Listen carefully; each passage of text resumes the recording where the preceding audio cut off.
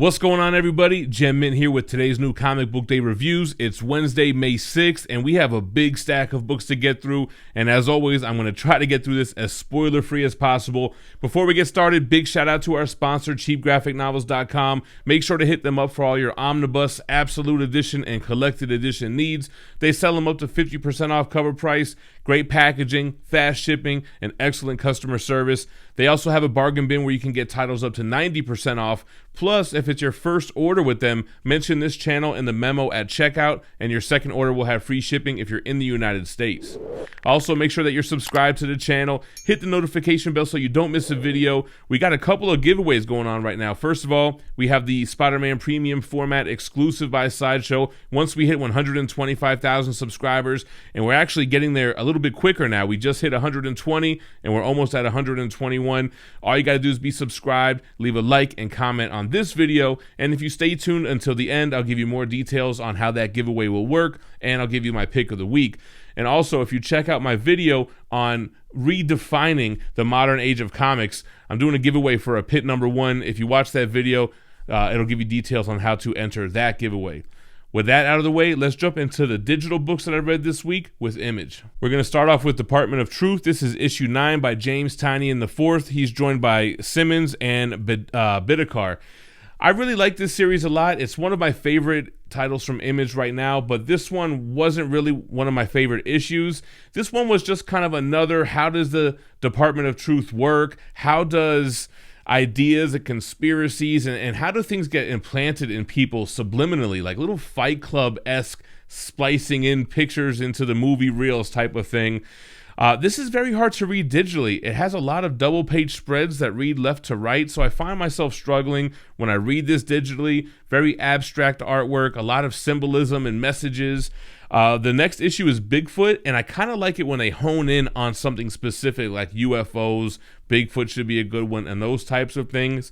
This one was just a little bit more kind of world building and understanding what's going on in this universe. So I didn't dislike it. It just really wasn't one of my favorite issues out of this title so far. Moving over to Haha, issue number 5 by Prince and Walta.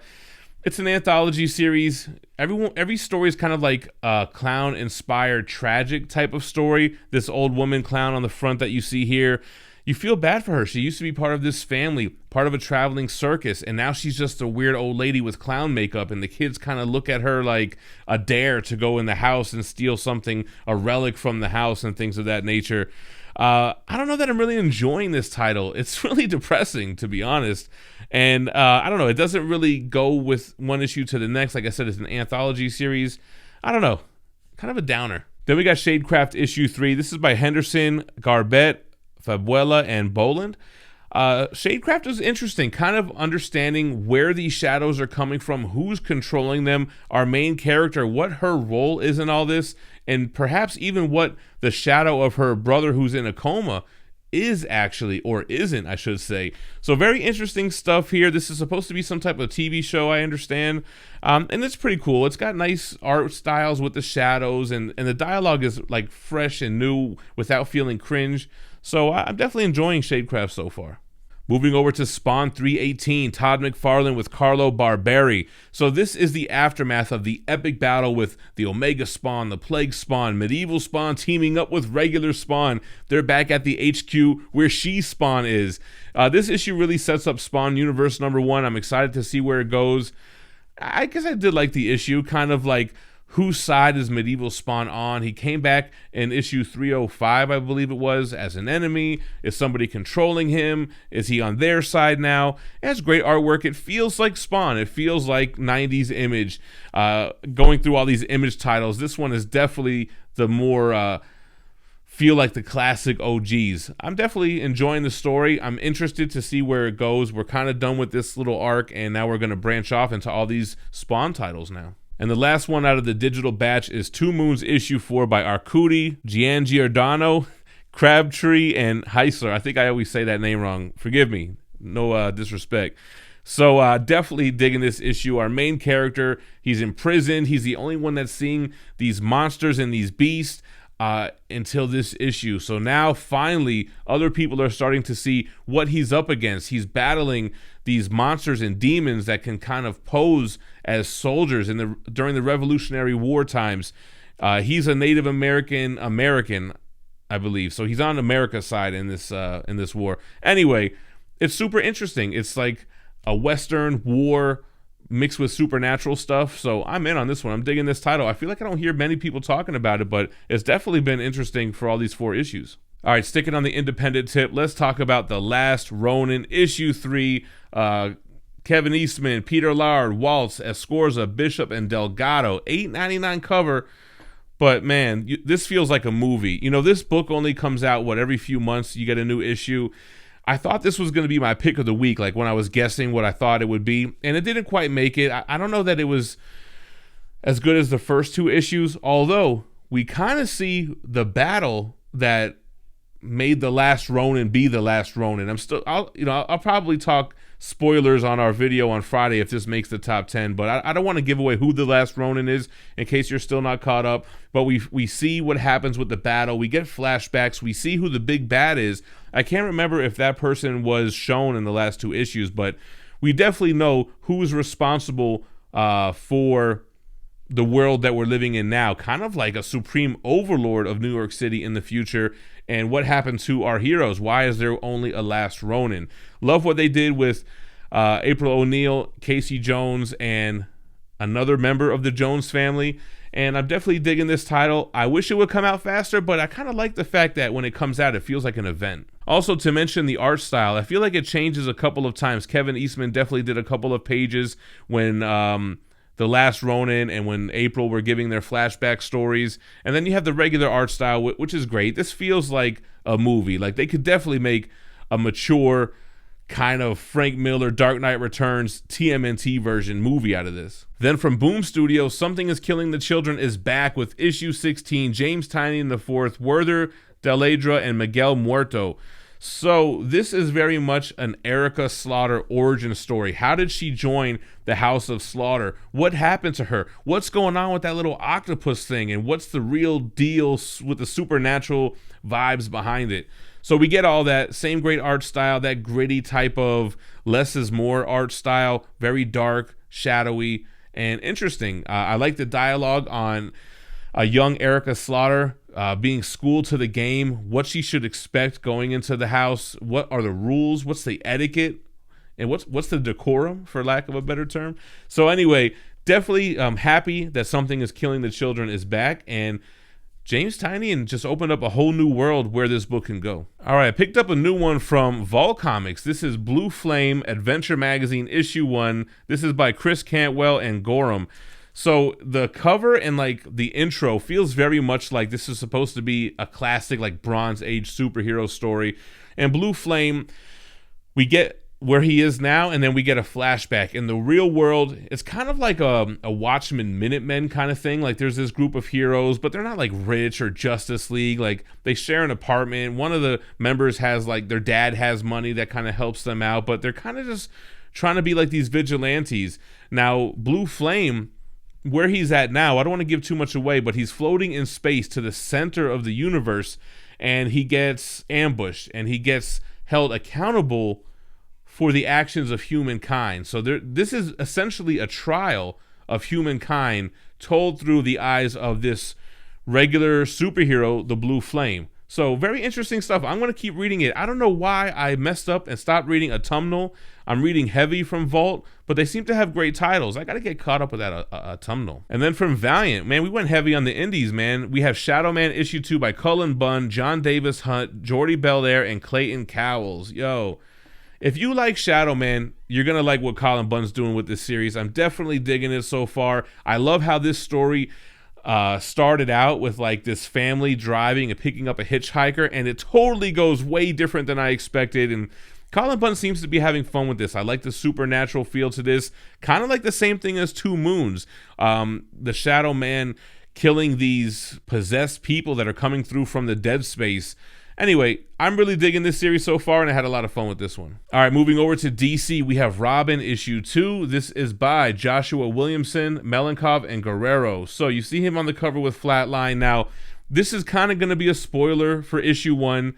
It's definitely a spoiler for issue 1, but listen, the spoiler doesn't give away the story, because if that was true, we wouldn't even have an issue 2. So Damian Wayne dies at the end of issue 1. Flatline rips his heart out straight Kano Mortal Kombat 1 style, and they're very much in a tournament-based island, but it's not Shang Tsung's island, it's the Lazarus Island, where you get resurrected every time you die. So every fight is to the death.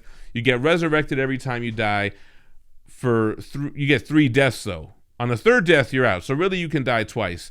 So that's kind of what this is about. We're figuring out what are the rules of the island in the tournament. We're getting kind of glimpses on who the other fighters are, and it's fun. I'm a sucker for tournament-based fighters, and I'm a sucker for Damian Wayne stuff, so scratching both itches there. Moving on over to Teen Titans Academy, issue 3. This is by Sheridan, Sandoval, Tarragona, and Sanchez. The Suicide Squad meets the Teen Titans. So I mentioned this in my last week's reviews, that if you need to kind of be reading both, because Suicide Squad and Teen Titans Academy combine here. I don't know. It was okay. The issue was okay. We really get a lot of backstory on the speedster Bolt, how she lost her legs and ended up with those prosthetics. And this is really an issue centered around her. Now, the only thing I can't help thinking with reading this is like this Amanda Waller bomb in the neck thing. Like, really? Nobody can still get around that? All these super villains and just hit a bomb's in my neck. Nothing I can do. Like, no one's figured out a way around that yet? I don't know. This issue was okay. It had a lot of high points. But otherwise, a lot of characters, a lot going on here, a lot with this Red X and the main Teen Titans trying to figure out, what do we do here? Do we really know who it is? Do we unmask them? We got to get some answers somehow. So we still don't really officially know who Red X is, but all right, we'll keep going with it. All right, so we have Mr. Miracle, The Source of Freedom, issue 1. This is by Easton, Osio, and Renzi. So this is about a new character who is Mr. Miracle. I think his name is Shiloh. And basically, Mr. Miracle is like a brand. He's an attraction. He's doing stunts, dropping from the top of the atmosphere to the earth, which they did do that with like some astronaut or something. But, you know, he has an agent. He's worried about his ratings, the toys, figure sales, and all that kind of stuff. And somebody is trying to expose this person as a thief. He's not the real Mr. Miracle, because obviously that's scot-free, right? So this is a new character, and they have like a social justice aspect to this. He's an African American, and he kind of gets into it with his agent on how he doesn't understand what it's like to be him and all this kind of stuff. So I don't know. If you're not into that kind of stuff, you might not dig this book, but I thought the other aspects were pretty interesting, and I want to know what happened to Scott Free. We kind of get a glimpse of that at the end of this issue, but yeah, kind of interesting take on this character. All right, then we're going to move on over to Batman Superman 18. This is by Yang, Reese, Mickey, and Rich. So lights, camera, action. I'm sorry, Miss Jackson. I've been digging this arc so far, man. It's cool because you have a lot of different things going on. You have this like film reel paneling going on, and you have this main character, I forget his name, something AI or AO or something like that, who's basically controlling these multiverses and picking and choosing and putting things in and taking things out as he pleases. And we end up with a Superman and Lois Lane from a certain multiverse and a Batman and Robin from a different multiverse, and they're mixed together. Makes for a very interesting story, kind of like Flashpoint vibes, where they end up at Wayne Manor. Not to give out any spoilers here, but the art style, especially the paneling and the layouts of the reels, is really fun and interesting, and it's been a great arc so far. Moving on over to Strange Adventures, issue 10 out of 12 by Tom King, Mitch Gerads, and Evan Shaner. This was very much an exposition issue, but I really like it, man. It really paid off at the end. Basically, what's her name? Is it Alana? Is the wife of Adam Strange?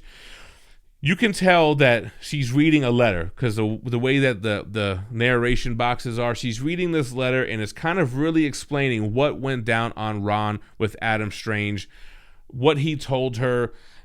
I don't want to give spoilers, but basically we figure out what this whole story is about in this issue. It all unravels here. A nice, interesting twist here, and I want to see how it plays out in the last 2 issues. All right, now we're at Action Comics. This is issue 1031 by Johnson, Samper, and Lucas. Also has a Midnighter backup story. Man, I really like Action Comics now. I mean, you have this story with Mongol and this prophecy of this ship coming to Earth with lost Kryptonians on it. We're playing off of what happened in last issue. We don't really move too far along with that story, I feel like here. I think it's a lot of kind of teases on who these people can be, what their motives are, and what Superman and the super family, I guess it's Jonathan Kent and Supergirl, how they're reacting to all this. And I guess Superman is still getting over the loss of the lost city of Kandor and kind of this hope that there are Kryptonians out there. Makes me feel like that's not going to be the case, but we'll see how it plays out. The Midnighter backup story, I'm super lost. I kind of feel like maybe I'll just be skipping it from now on, but I just kind of like, what's even the point of this backup story? And then Detective, issue 1036. This one's by Tamaki, Mora, Henry, and Belair. I'm digging action and detective, to be honest. I'm really liking both of these series. This one is very much a detective type story. Who's killing the children of Gotham? You have a Lady Clayface appearance here. You have this character that's introduced who basically built half of Gotham, and he's super pissed. It's his daughter that died. I love the art style here. The art style has so many Batman panels that could literally be like Prime One Studio statues. The art is great. It's reminiscent of like Jim Lee Batman to me a little bit, but I just love the coloring. The art style is dark, it's looming, and it feels like you want to know what's going on. Like, let's figure out this case. Huntress plays a role in here, and she's working with Batman. Her backup kind of ties into it as well. Well, I guess not so much. It doesn't tie into the detective story, but we have Huntress in the detective story, and then her backup story, kind of what she's doing when she's not doing that. And that's another little murder mystery kind of thing as well. So I've been enjoying both detective and action. And now we're on to the Marvel books. Beta Ray Bill issue 3 by Johnson and Spicer. I love this series, man. So basically, Beta Ray Bill is on a quest. He went to, I try to memorize the name of the place. It's like with an M. It's like a realm of hell in Norse mythology. Muspelheim? I don't know. I had it memorized and I lost it. Correct me in the comments. Anyway, something strange happened when he entered there in his ship Scuttlebutt and his partners Scourge and Pip the Troll. And I'm not going to give a spoiler out, but very interesting stuff with Scuttlebutt. Very touching and heartfelt, and I kind of think I know where they're going to go with this story, because Beta Ray Bill's whole motive is to go there to find this powerful weapon that he can use to change back into his regular form, so he doesn't have this horse face, so he doesn't feel unloved, it doesn't feel like a monster. But it seems like somebody appreciates him the way that he is, and I don't think he's going to end up doing or changing back into his regular form at the end of this, but we'll see if that's how it plays out. All right, now we have the final issue of Maestro, War and Pax, but don't worry, this is the second of 3 miniseries that Peter David is doing with Javier Pena, Armand Peralta, and Jesus Albertov. Maestro vs. Doom. Big slugfest between these two badasses. I felt like I was watching Marvel vs. Capcom 2.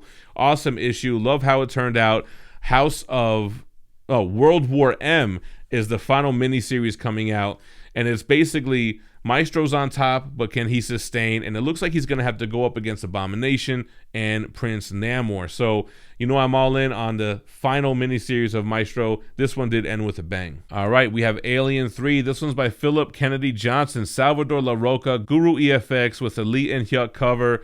This one is continuing where we're going with the story. This father is on a mission to save his son, who's run off with like these resistance type of kids who think they're doing the right thing. He's off to save him, but the only way he can get the mission funded was he needs to bring back the asset, which is a xenomorph, or more so, not a face hugger, but I guess the newly born xenomorph. So he needs to come save him. It gives us flashbacks on how this guy is experienced in this. He's gone through this 20 years ago. He's going through it again. It feels like you're watching an alien movie. It feels like, this is the story that's setting up the reason why aliens are going to kill a bunch of humans. And it feels like it in so many other ways. Just the shots of the alien, the action scenes, the jump scare type scenes. I think it's a great series so far. Okay, now we're on to Darth Vader issue 12. This is by Pack, Villanova, and White. I was a little nervous when I saw this banner, War of the Bounty Hunters. I was like, man, don't tell me my beloved Darth Vader. I love this issue every time it comes out. It's going to get caught up in an event hype. But it didn't. This picks up where it left off last time, where Emperor Palpatine had to check Darth Vader as his student and show him why he's the master and he's the student. The decision to make Darth Vader whole once again, while simultaneously Luke is getting his hand reattached, or getting the cyborg hand attached. So very cool stuff. We can kind of see the actions of that and Han Solo being captured and set up and being put into the carbonite. So all these issues that really accent what happened in the movies, but give us so much more. I'm loving this series so far. I'm hoping that it doesn't get bogged down with an event. It looks like this is leading into the event that I'm probably going to skip. I'm not reading any other Star Wars titles from Marvel right now. Okay, moving on to Heroes Reborn, issue 4, Jason Aaron, James Stokoe, and this was a crazy issue, man. So all of these issues are focused on completely different characters. And what is this guy, Dr. Prism? It looks like it's a Thanos issue, but it's really not. He's in this very briefly, but this was an insane issue with this Dr. Prism guy. I love how he was written. It was kind of similar to how Hyperion was written. Like, he's this red-blooded American, but he basically can whoop anybody in the universe, and a bounty hunter gets sent to take him out by, I don't even want to say who it's by. I don't really want to give out spoilers. Probably we'll talk about this in our Friday video. But just a crazy out there issue, and I had a ton of fun with this one. I feel like the art style, the artist must be the same guy who did that Batman issue with the Robin King. I can't remember what it was, but I'm pretty sure it's the same artist. All right, then we have The Marvels, issue 2 by Kurt Busiek, Yildari Senar, and Richard Isanove. I'm not really digging this series so far. I gave it 2 issues so far. I might give it a third. I don't care about this guy. What's his name? Kevin Schumer. This guy who basically is the nephew of the Trickster, and he rides on the Green Goblin glider, and he's using all these things to give tours to people of New York City and to get photos of heroes and villains fighting. I'm not really digging it. All right, guys, now my surprising pick of the week. I didn't think this was going to be pick of the week. X-Men issue 20, Jonathan Hickman with Mobili and Go. Yo, just like the cover suggests, Nimrod action here. So this feels like the first book out of anything Dawn of X that tied into House of X Powers of 10. This feels like it's the true follow-up to Powers of 10, the origin of Nimrod, the Orchis Forge out in space, and Mystique being tasked with destroying it so that Nimrod isn't created and doesn't kill everybody like Moira McTaggart has seen in so many of her lives. I think she lived 10 lives or so. But what a great issue, man. I love the Mystique stuff. Professor X and Magneto are super heartless to her, man. Like, her whole motivation is so that her wife can be put ahead of the resurrection line. And they're kind of like, hey, give us what we want and we'll give you what you want. And towards the end, it's like, damn, they are cold-blooded. Love this issue. Nimrod was crazy. Did we ever get a Nimrod origin like how we got in this issue? Let me know in the comments below. I thought it was great, man. So that's it for today's new comic book day reviews. Let me know what your pick of the week was in the comments down below. Like I said, we're doing that giveaway for the Spider-Man premium format once we hit 125,000 subscribers. And all you got to do is be subscribed, leave a like on this video, and comment on this video and any other video where I promoted the giveaway. Once we hit the milestone, we'll go live like we always do, pick a random video where the giveaway was promoted, and use a random YouTube comment generator to draw a worldwide winner. Also, make sure you're back here on Friday where me and Rockin' Robbie count down our top 10 comics of the week with full spoilers. I appreciate you guys watching, but don't go anywhere. Check out my new comic book day reviews from last week. Check out the top 10 video. We have 2 of them ready, and stay minty fresh. Peace.